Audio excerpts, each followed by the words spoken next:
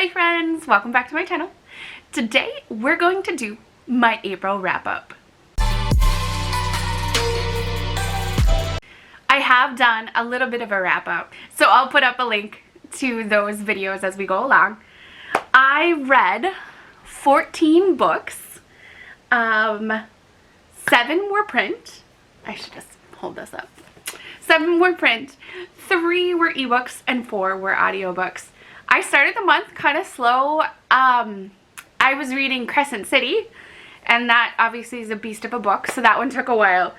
But I got into my role, so I am actually going to save my 5-star reads for my April favorites video. In my April favorites video, I talk about not only my favorite books, but like my favorite items for the month. So we're gonna start with the bottom up. So the first, I had 3 3-star books. The first 2 were Carry-On Warrior and Love Warrior, both by Glennon Doyle. I enjoyed these. I didn't love them. I struggled a little bit more through Carry-On Warrior. There was parts in here that I totally related to, thought they were great, especially like the parenting parts.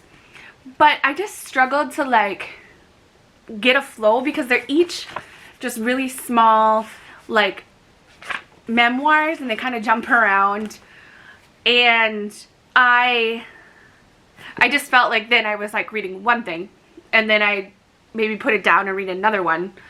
You know, I think she had great wisdom, especially if you have gone through anything like coming through some sort of addiction or really hard life stuff like that. She was, Glennon went through, she was bulimic for a large majority of her life.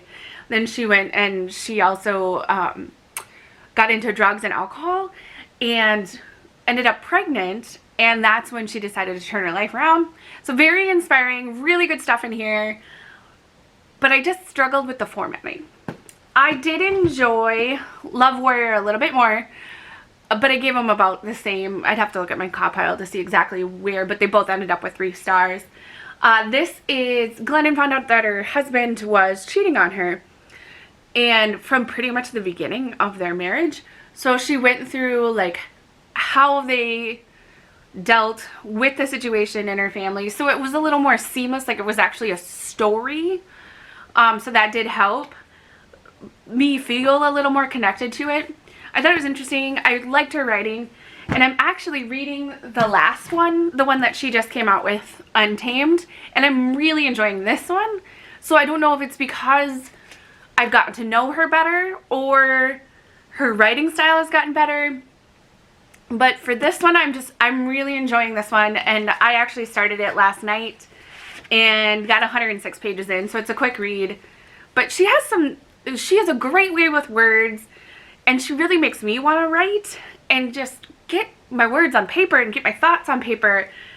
And that's really her strength, to communication and to figuring out what's going on in her head and getting it all out. So it definitely has been inspiring to, you know, even just want a daily journal and feel like whatever I'm journaling is worthwhile. So mini preview of hopefully a review coming of this later.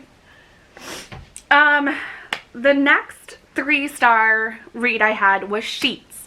My library just got the Hoopla app, so I've been able to read a lot more graphic novels, which is awesome because I've been really getting into those since last year. And Sheets was cute. I felt like it just skimmed the surface. Like there was so much more I wanted in character development. It's funny because some of the art I really liked and some I didn't as much. And I didn't necessarily understand at first between the ghost situation and the real life situation. But I thought it was cute, it was fun. Definitely, like, if you need a lighthearted read to get through the day, that's a great one. My 4-star reads. I read both Skyward Volume 2 and Volume 3. I read Volume 2 physically, and then I read Volume 3 on Hoopla. I really enjoyed this story. I thought it was really fun. I liked the art style. I especially liked it in this one because of the big giant bugs. I know I've shown you guys before, but they're just so much fun. I thought this was a great story. And there was somebody else. Oh yeah, Joe Henderson apparently worked on Lucifer. I think I've only seen a couple episodes of that, but still, that was neat to find out. I like the story, I like the character development, and the dystopian, like, anti-gravity world was really interesting. So, definitely enjoyed those. The next one I loved too was Orange.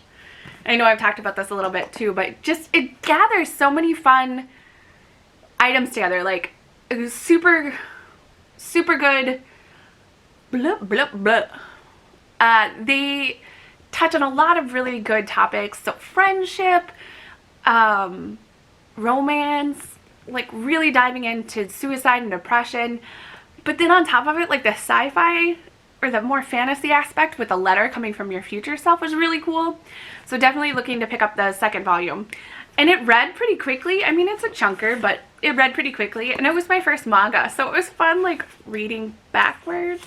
I don't know, I guess who's to say what's right or wrong, but so reading it opposite of the way I normally read. So, very fun. Then was The Lonely Heart of Mabel. I listened to the audiobook. I thought that was cute, fun read. I would definitely say it's a lower middle grade, and I liked that it wasn't perfect. As Mabel, you know, Mabel's really trying to figure out who she is, who her dad is, trying to forgive herself for things that had happened in the past, and really learning that maybe you can't judge a person by its cover. And so I really enjoyed that.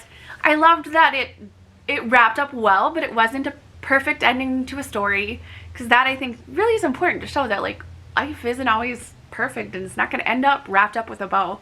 So I really did enjoy that one. The next one was The Good Girl's Guide to Murder. This one was fun. I listened to half of it audiobook. I read the first half and then listened to the second half audiobook while I was working.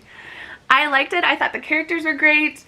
The end got a little wonky, but then you have to remember, like, or I have to remember, that I am not a teenager anymore. And I did stupid ass shit when I was a teenager. And so you gotta, like, put yourself back into that time period if you're going to read YA. Because I think YA is for any age, but, like, you have to remember what it was like to be younger and to be an impulsive kid and just want to, like, barge in when you are doing something very seriously unsafe. But other than that, I thought it was great. I really enjoyed this one. I think Holly Jackson did a great job for her first novel, so I'm super excited to see what she comes up with next. And then we have All the Stars and Teeth. Pretty much the last four I've talked about I did with my Owls wrap up, so I'll link that.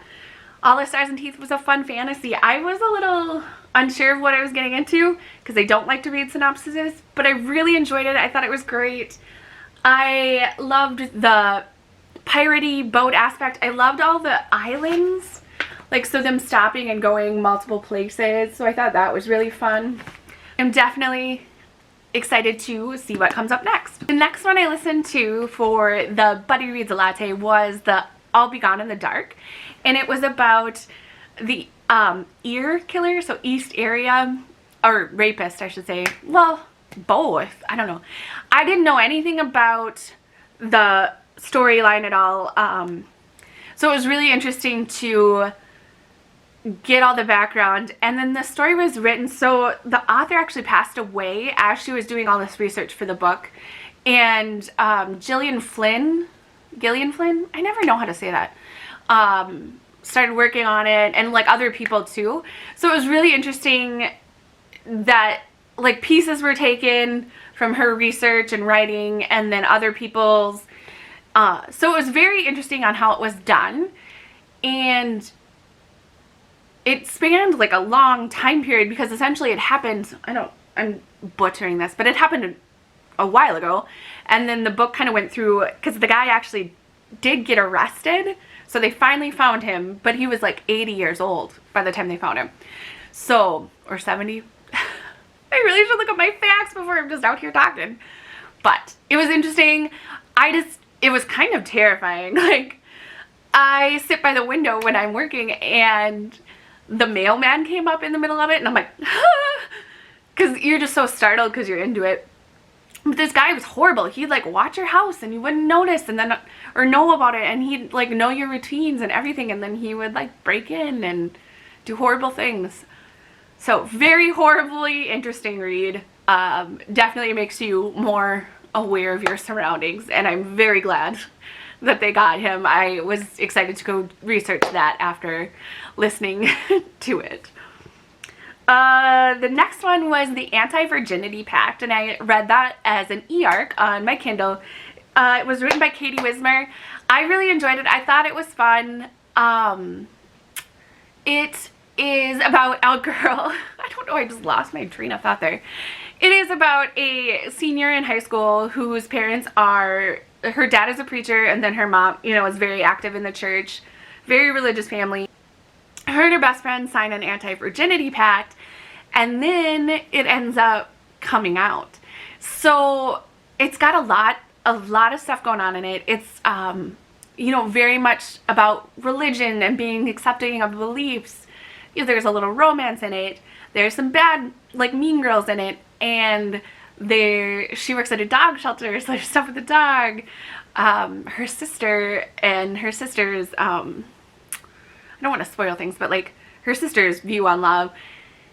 I liked it a lot. I thought it was great for Katie's debut novel. It was really interesting read. It was fun read. I thought there was a lot going on. So that was like my one deterring factor, is like there was so many plot lines that at some point I'm like, geez, can we stick to like this situation? I don't know why this needs to be in here. But other than that, I really enjoyed it. Thought it was a great book. So definitely get your hands on that. It comes out in June.